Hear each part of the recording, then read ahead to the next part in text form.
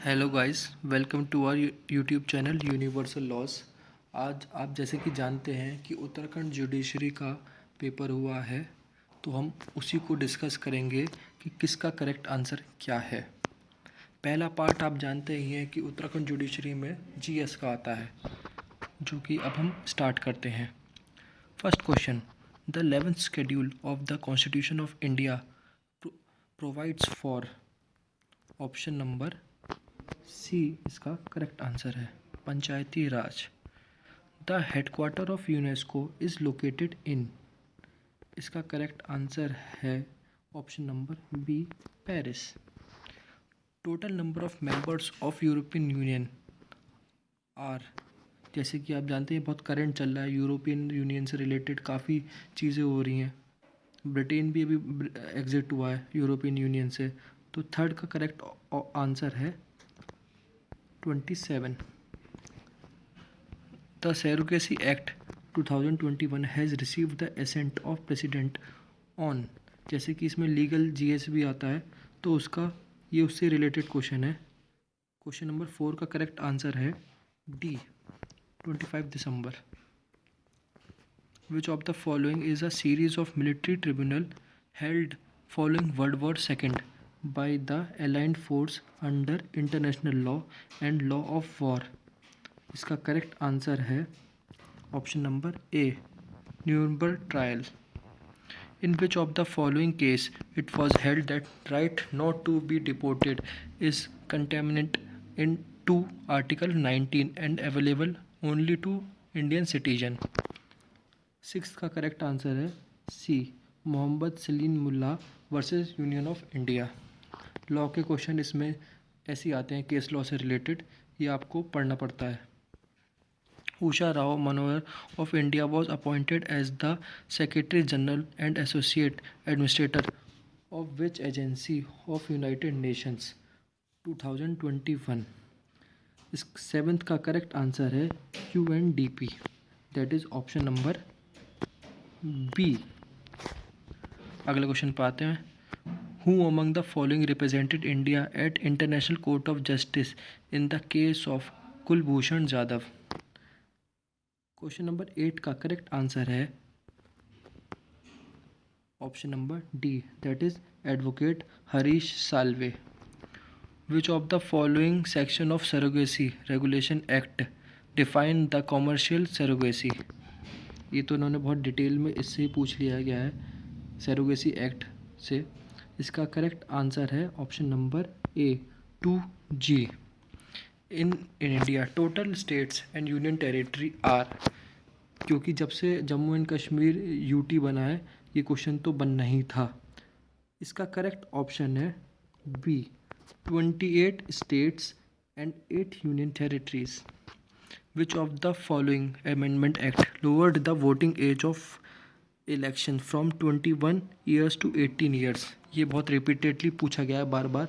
11th का answer है B, 61 amendment. Who was elected as the temporary president of the constitution assembly? 12th का correct option है option number D, Sachchidananda Sinha.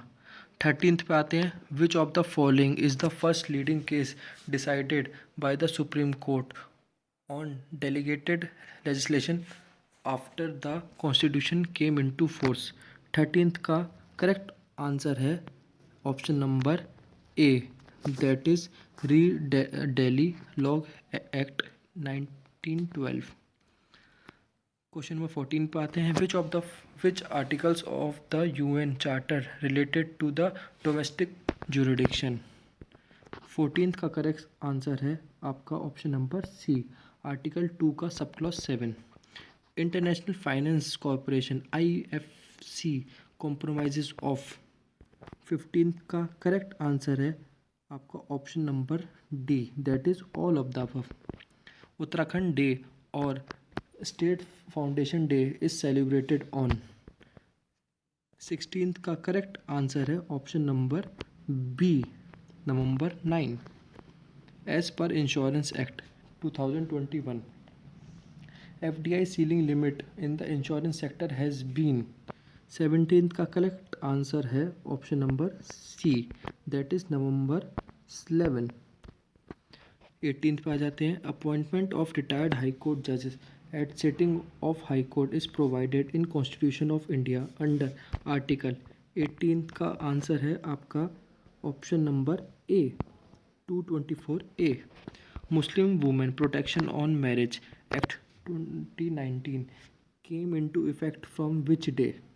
19th का आपका answer है option number D, 19 सितंबर 2018। 20 पे आ जाते हैं। Who was the first women जज of supreme court of India. ये भी बहुत इस समय करंट का था क्वेश्चन। इसका आंसर है 20 का C, that is Indu Malhotra. Justice K.S. Puttaswamy versus Union of India case was decided by how many judges। 21 का करेक्ट आंसर है ऑप्शन नंबर बी। सॉरी गाइस, एक मिस्टेक हो गई यहाँ पे। 20 का करेक्ट आंसर है Fatima Bibi, that is option number C. 22 पे आ जाते हैं। By which constitution amendment clause K to article 51 was added. 22 का करेक्ट आंसर है ऑप्शन नंबर ए। 23 पे का करेक्ट आंसर है option number B. Highest civil award Bharat Ratna was first introduced in year 1954। Who among the following is not exponent of dualism theory। 24 का correct option है option number D, Duguit. Was the first chief justice of India. भारत का पहला chief justice कौन है? तो इसका correct option है B, H.J. Kanhaiya. Question number 26। Who was the first attorney general of India. भारत का फर्स्ट अटॉर्नी जनरल कौन है? तो इसका करेक्ट ऑप्शन है option A, M.C. Setalvad. Question number 27। The term embargo of international law is of which origin. इसका correct answer है option number D, Spanish origin. Who coined the term international law. जैसे कि आप सब जानते हैं इंटरनेशनल लॉ कॉइंड किया गया था by Jeremy Bentham, option number C. Who was the first speaker of Lok Sabha. Lok Sabha का पहला स्पीकर कौन थे? इनका करेक्ट ऑप्शन है option number B, G.V. Mavalankar. अब आते हैं अगले क्वेश्चन पे। Question number 30।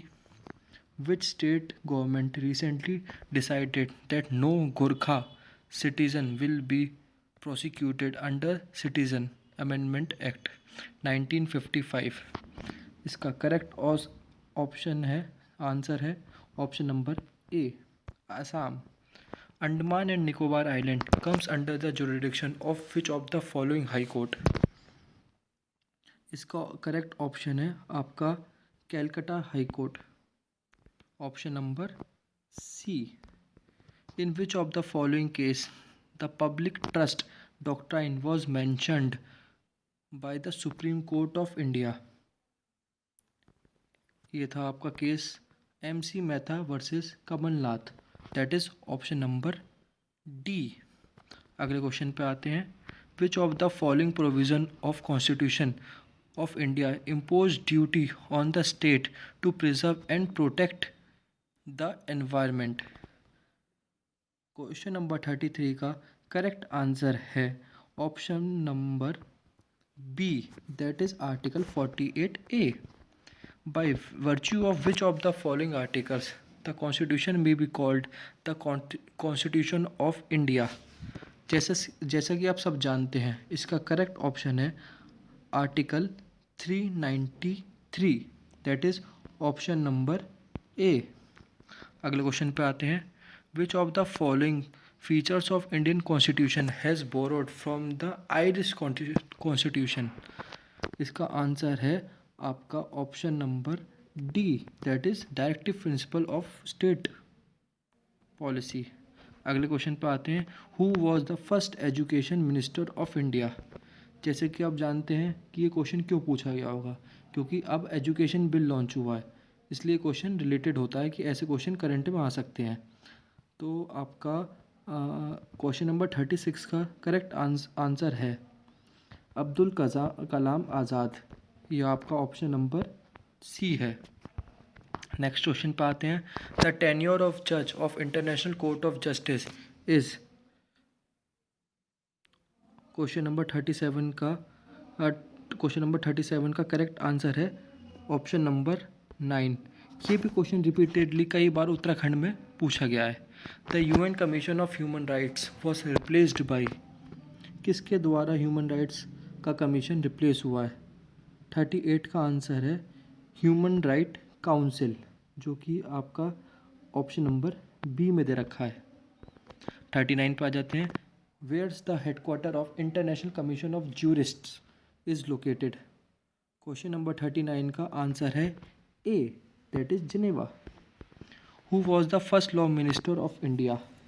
भारत का फर्स्ट लॉ मिनिस्टर कौन थे? क्वेश्चन नंबर 40 का आंसर है सी, भीमराव अंबेडकर। जैसे कि आप सब जानते हैं कि इस पेपर में फ़र्स्ट के बारे में बहुत कुछ पूछा गया है, फर्स्ट एजुकेशन, फर्स्ट बिल, तो इसलिए आप लोग जब भी तैयारी करें तो एटलीस्ट फर्स्ट और प्रेजेंट में जो हैं उन लोगों को आप ज़रूर याद करें। अगले क्वेश्चन पे आते हैं, question number 41, which specific article of constitution of India makes the provision of general clauses act 1897 applicable for interpretation of constitution. Question number 41 का करेक्ट आंसर है option number D, that is article 372। Who said that international law is the vanishing point of jurisprudence. Question number 42 का correct answer है Holland, जो कि आपका option number D में दे रखा है। विच union territory was merged into the order in year 2020। कौन सी union territory मर्ज हो गई है? इसका क्वेश्चन नंबर 43 का करेक्ट आंसर है dominion due with Dadar and Nagar Haveli. ये भी आपने अगर एक साल का रिसेंट करंट देखा होगा तो उसमें आपको मिलेगा, दैट इज इसका करेक्ट आंसर है option number A. Which union territory has been added by the act of 2019। 44 का करेक्ट आंसर है Jammu and Kashmir, that is option number C. अब सेक्शन क्वेश्चन नंबर 45 पर आ जाते हैं, which state of the following high court is its own. दोबारा से मैं पढ़ देता हूँ, which state of the following high court of its own. इनमें से कौन से स्टेट के पास अपना हाई कोर्ट है? क्वेश्चन नंबर 45 का आंसर है Arunachal Pradesh, that is option number A. 46 पे आ जाते हैं, which is the biggest high court in India. तो इसका 46 का करेक्ट ऑप्शन है डी, इलाहाबाद। इलाहाबाद ही सबसे बड़ा हाई कोर्ट है इंडिया का। How many high courts are in India. बहुत सिंपल जीएस पूछा गया है, बस आपको बेसिक पता होना चाहिए, लॉ से रिलेटेड ही पूछा गया है। कितने हाई कोर्ट हैं इंडिया में? टोटल हाई कोर्ट हुए हैं 25। आप क्वेश्चन नंबर 48 पे आ जाइए, the Lokpal and Lokayukta act came into force in year. ये भी कई बार उत्तराखंड के प्रीवियस पेपरों में पूछा गया है, क्वेश्चन गया हुआ है। 48 का करेक्ट आंसर है option number A, 2014। Universal declaration of human rights was adopted by united nation general assembly on 10 December 1948। 10 December 1948, that is option number C. World trade organization WTO was established on. ये भी पहले पूछा हुआ है। Section 50 का है answer 1 जनवरी 1947। Sorry, इसका answer है डी 1 जनवरी 1995।